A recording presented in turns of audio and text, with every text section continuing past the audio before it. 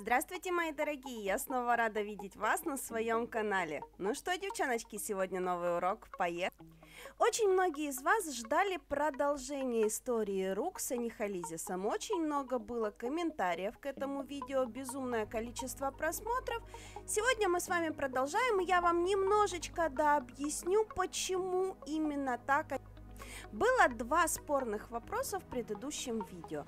Почему я удаляю карман из ногтя и тут же делаю карман из материала? Потому что под этот материал в такой же самый карман то же самое попадет и там будет находиться. Но, девочки, давайте включим немножечко логику. У нас, если что-то и попадет, чего мы боимся, что может развиваться у нас в ногтевом кармане, это грибок ногтей. Если мы удаляем клетки ногтя и заменяем их химическим компонентом, то в химии никакой грибок ногтей развиваться не может, потому что ногтя нет. И наложено ногтевом грибок ногтей развиваться не будет, потому что это не ногтевые клетки. Поэтому мы избегаем развития именно грибковых инфекций.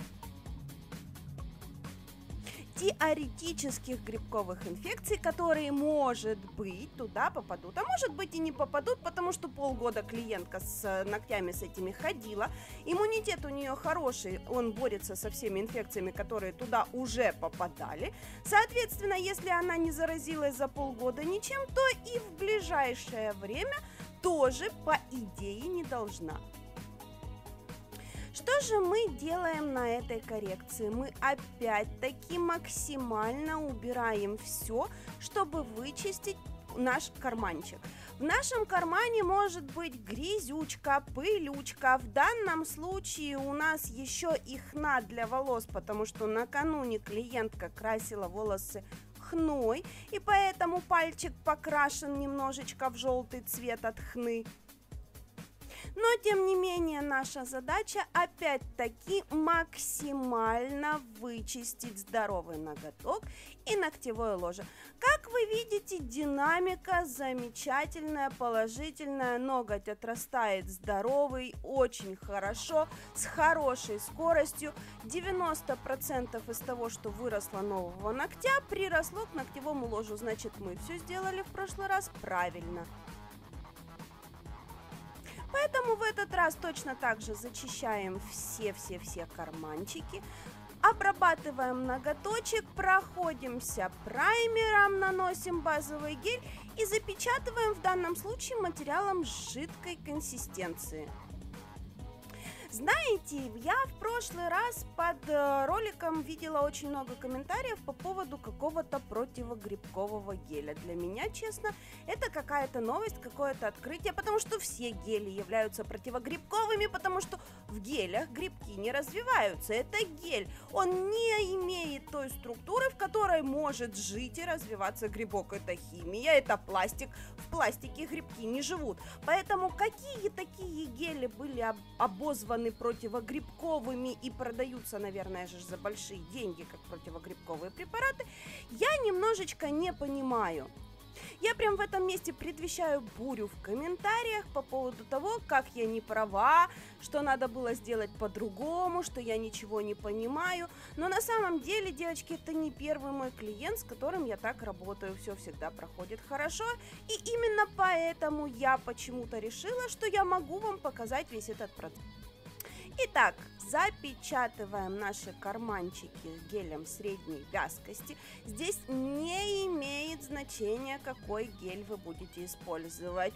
Полигель, акригель, гель-желе, гель средней вязкости, гелевую базу для гель-лака, что угодно, просто закройте ногтевое ложе вашего клиента, чтобы он им нигде не бился, потому что оно чувствительное, это очень жутко неприятно. Это намного неприятнее, чем отправить клиента с голым ногтевым ложем домой, и он будет еще там месяца 2 ходить и испытывать дискомфорт, потому что он ложем будет постоянно где-то цепляться, чем перекрыть это ложе каким-то жестким материалом, сымитировать натуральную ногтевую пластину, закрыть чувствительное ногтевое ложе, и клиент будет ходить и совершенно не думать о том, что у него какая-то проблема на руках. Тем более, еще раз повторяюсь, не развивается грибок в пластике. Понимаете, у нас материал это пластик. Никаким образом в пластике никакая бактерия жить не будет. Ни грибковая, ни плесневая, никакая бактерия в пластике не живет. Кстати, по поводу плесени. Вот это вот, конечно, может у нас развиться, но для плесневых бактерий необходимо в большей мере тепло, влага и отсутствие кислорода. В данном же случае наш карман замечательно проветривается, поэтому там бактерии плесени тоже не очень-то хорошо себя чувствуют.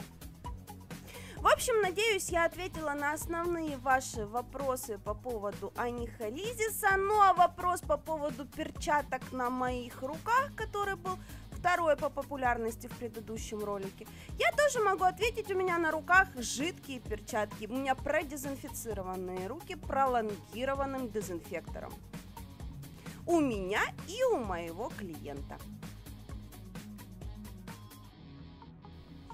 Еще, конечно же, всех волновало качество моих личных ногтей, но, извините, на такие вопросы я, в принципе, отвечать не буду, потому что это дело каждого. Мне мои ногти нравятся. Кому не нравятся, двери могу рассказать где.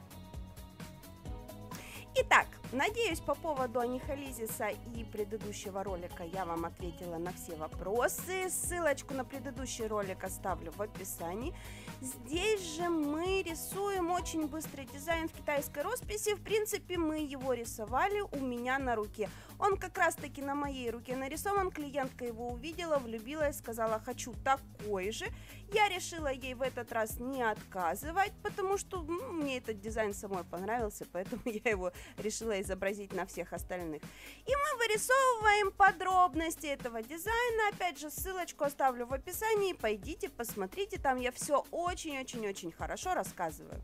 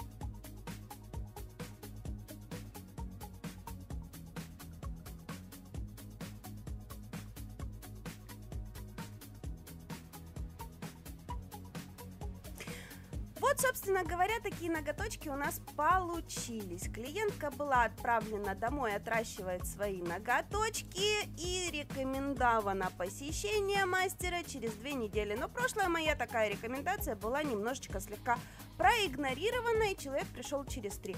Ничего страшного, даже если через 3 недельки она ко мне придет, будет ярче динамика процесса. Я же на сегодня с вами прощаюсь. Спасибо, что были со мной, спасибо за ваши комментарии, спасибо за ваши лайки. Встретимся с вами в новых уроках. Не забудьте подписаться на канал, чтобы не пропустить. Всем до новых встреч. Пока!